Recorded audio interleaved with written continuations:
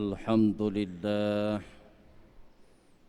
Alhamdulillahilladzi amarana bil ittihadi wal i'tisami bihablillahil matin. Ashhadu an la ilaha illallah wahdahu la syarikalah wa ashhadu anna sayyidana wa nabiyyana wa maulana Muhammad Allahumma fassalli wa sallim wa barik ala hadhan nabiyyil karim Sayyidina Muhammadin wa ala alihi wa sahbihi ajma'in. Ayyuhal muslimun al-hadirun, ittaqullaha haitsuma kuntum wa atbi'is sayyi'atal hasanah tamhuha wa khaliqin nasa bi khuluqin hasanin. Usikum wa iyaya bi taqwallah faqad fazal muttaqun. Faqad qala Allah ta'ala fil Qur'anil 'azim. A'udzu billahi minasy syaithanir rajim.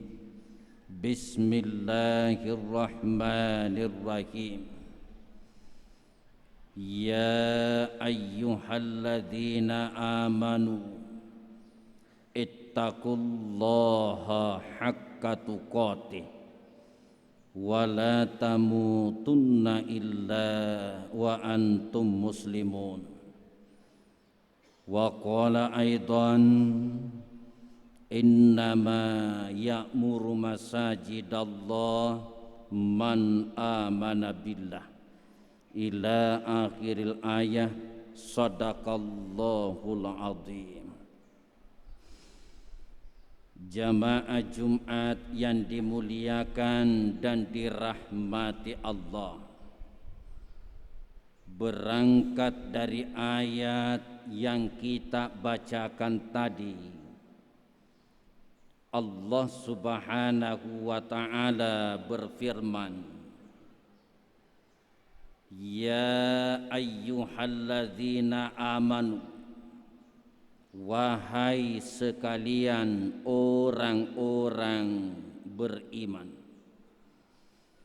ittaqullaha haqqa tuqatih, bertakwalah kalian kepada Allah dengan takwa yang sebenar-benarnya.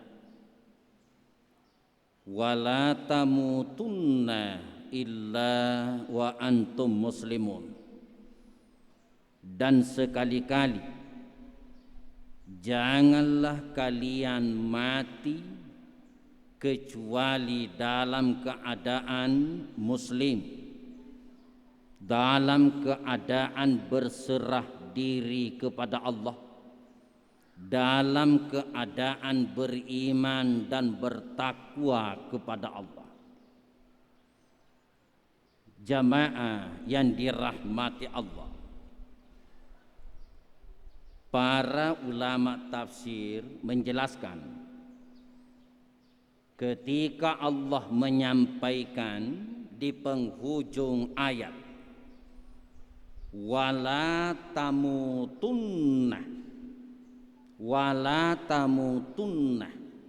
illa wa antum muslimun, sekali-kali janganlah kalian mati kecuali dalam keadaan muslim, dalam keadaan beriman. Betapa Allah menegaskan kepada kita sampai-sampai ayatnya mempergunakan huruf penegas, nun takkid as-sakilah, nun penegas yang berat.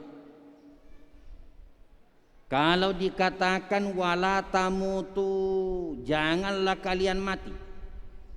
Tapi kalau dikatakan wala tamutunna, sekali-kali jangan kalian mati.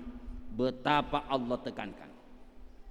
illa wa antum muslimun, kecuali kalian dalam keadaan muslim, kecuali dalam keadaan berserah diri kepada Allah, dalam keadaan beriman. Mufassirin jelaskan ayat ini sebenarnya adalah bentuk penjelasan Allah bahwa itu yang namanya iman dinamis, berubah-ubah, tidak menetap.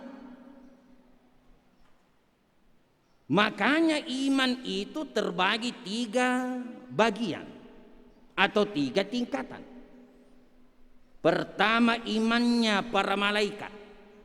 Kedua, imannya para nabi dan rasul. Dan yang ketiga, iman manusia-manusia umum, ya kita-kita ini. Imannya para malaikat la yazidu wa la yankusu, tidak pernah bertambah juga tidak pernah berkurang, statis, tetap. Angkanya tidak pernah berubah. Sedangkan iman para nabi rasul yazidu wa la yankusu, senantiasa bertambah dan tidak pernah berkurang. Grafik naik terus. Sementara iman kita manusia-manusia umum yazidu wa yankus. Iman kita itu bisa bertambah, bisa berkurang. Naik turun itu kita punya iman. Makanya kita bisa rasakan. Terkadang itu hadirin kita kelewat rajin. Ringan rasanya kita melangkah menuju ke masjid. Ringan rasanya kita melakukan suatu kebaikan. Itu pertanda iman lagi naik. Tapi terkadang juga kita begitu berat melangkahkan kaki untuk melakukan suatu kebaikan. Rasanya ini hati tumpul. Rasanya kaki ini berat untuk menuju. Mungkin pertanda iman lagi turun. Makanya ada sebuah riwayat. Nabi pernah jelaskan, jangan heran kalau kalian nanti melihat ada orang pada waktu pagi imannya luar biasa, siang-siang munafik, menjelang malam justru dia kufur kepada Allah. Sebenarnya yang dimaksud itu adalah umur. Ada orang ketika umur muda luar biasa iman kepada Allah. Umur sedang-sedang 30, 35, 40 berhadapan kenyataan hidup di dunia. Berbeda antara harapan dengan kenyataan. Muncul keraguan-raguan terhadap ketetapan Allah, masuk sifat kemunafikan. Mengerikan menjelang akhir-akhir hayatnya, justru dia kufur kepada Allah Subhanahu wa ta'ala. Disinilah pentingnya benteng keimanan. Kita butuh yang namanya pagar. Kita butuh yang namanya pegangan. Bagaimana iman kita bisa dijaga dan dibentengi oleh Allah? Doa itu sebenarnya adalah usaha yang dilakukan setelah berikhtiar. Makanya Quran bilang, "Faiza azamta fatawakkal 'ala Allah." Kalau kamu sudah berbulat tekad, sudah berusaha, wakilkan kepada Allah. Ikhtiar dulu, baru kita berdoa kepada Allah. Mungkin siang malam kita berdoa, ya Allah, Rabbana la tuzigh qulubana ba'da iz hadaitana wa hab lana min ladunka rahmah. Ya Allah, la tuzigh qulubana, janganlah engkau palingkan hati kami Jangan engkau geserkan hati kami ba'da iz hadaitana, setelah engkau memberi hidayah petunjuk kepada kami. Siang malam kita berdoa, sementara kita sendiri tidak melakukan hal-hal, amalan-amalan yang ditunjukkan Allah dan Rasulnya yang bisa menyebabkan hidayah itu tetap pada diri kita. Iman itu tetap pada diri kita. Dalam surah At-Taubah hadirin, salah satu di antaranya amalan yang ditunjukkan untuk membentengi iman, memakmurkan masjid. Allah berfirman, innama ya'muru masajidallah man amana billah. Sesungguhnya yang akan datang memakmurkan, meramaikan masjid Allah hanyalah orang-orang yang beriman. Tafsirnya ayat itu lebih jauh menjelaskan, orang-orang yang senantiasa memakmurkan masjid, salah satu penjelasan ya'muruna masajidallah adalah orang-orang yang senantiasa melaksanakan salat berjamaah. Orang-orang yang senantiasa hadir di masjid, berkumpul, sujud, menghambakan diri kepada Allah Subhanahu wa ta'ala. Penjelasan ayat itu, orang yang senantiasa meramaikan masjid lewat salat jamaah, salah satu jalan yang ditunjukkan Allah untuk membentengi kita punya iman.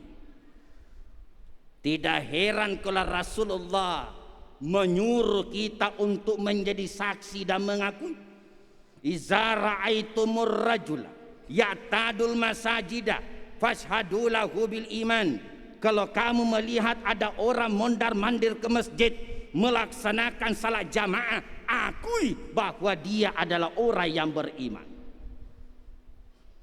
Kondisi kekinian, dunia dilanda pandemi, umat manusia ditimpa yang namanya bencana dan musibah. Menyikapi hal itu, mari kita berikhtiar. Mungkin kita hadir di masjid ketika wabah itu belum menjadi sesuatu yang sangat parah. Anggaplah misalnya baru dikatakan sekian persen. Diterapkanlah yang namanya protokol kesehatan demi untuk memakmurkan masjid. Nampak kita semua hadir. Kalau berdasarkan hukum yang semestinya, dua pelanggaran. Pertama, salat mempergunakan masker. Yang kedua, mempergunakan jarak. Nabi suruh kita kalau kamu salat, Nabi bilang umirtu an asjuda ala sab'ati azumi. Aku diperintahkan sujud di atas 7 anggota badan. 7 anggota badan harus bersamaan sujud. Hidung beserta dengan dahi, kedua telapak tangan, kedua lutut, kedua ujung-ujung kaki. Seluruh anggota badan yang diperintahkan, satu di antaranya tidak boleh ada yang mengantarai dengan tempat sujud, yaitu dahi dan hidung. Harus rata dengan tempat sujud. Satu. Kedua, Nabi suruh kita salat, rapatkan dan luruskan saf. Itu adalah kesempurnaan jamaah. Sekarang kita berjarak, apakah salah? Quran kan bilang, famaniturra gaira bagin wala adin fala isma alaih. Siapa orang yang karena darurat, siapa orang yang karena terpaksa. Siapa yang dibilang darurat? Terancam 5 hal. Pertama, terancam nyawa, terancam keturunan, terancam harta, terancam agama, terancam kehormatan. Kita sekarang berhadapan namanya hifdzun nafsi, menjaga jiwa. Nyawa terancam, kita tidak tahu. Maka yang tadinya tidak boleh menjadi boleh. Famaniturra, siapa yang karena terpaksa darurat, gaira bagi, tidak ada maksud melanggar hukum Allah dan tidak melampaui batas, fala itsma alai, maka dibolehkanlah kita silakan salat pakai masker, dan juga kita dibolehkan salat dengan berjarak dengan maksud untuk menjauhkan kita dari apa yang menimpa dunia sekarang ini. Dengan tetap menjaga protokol kesehatan, kita tetap tunaikan salat jamaah dengan harapan semoga kita senantiasa memakmurkan masjid Allah. Kedua, dengan kita senantiasa ramai hadir menunaikan salat berjamaah, walaupun dengan cara seperti apa yang kita jalani sekarang, itu insya Allah akan menjauhkan kita dari bencana, akan menjauhkan kita dari bala.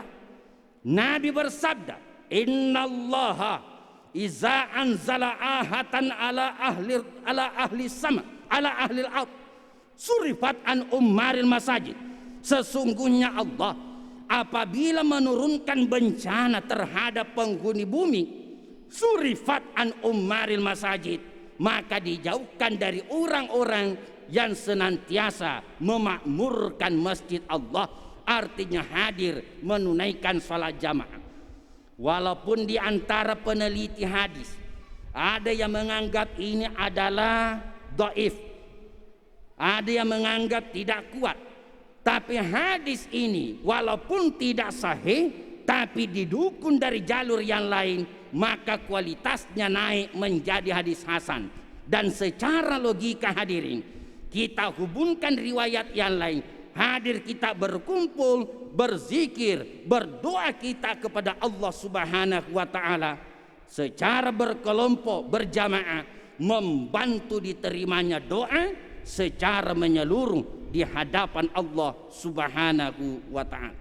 Semoga hadirin dengan senantiasa kita memakmurkan masjid Allah menjadi benteng keimanan, dan semoga menjadi wasilah menjauhkan kita dari segala bala, bencana, dan apa yang menimpa dunia.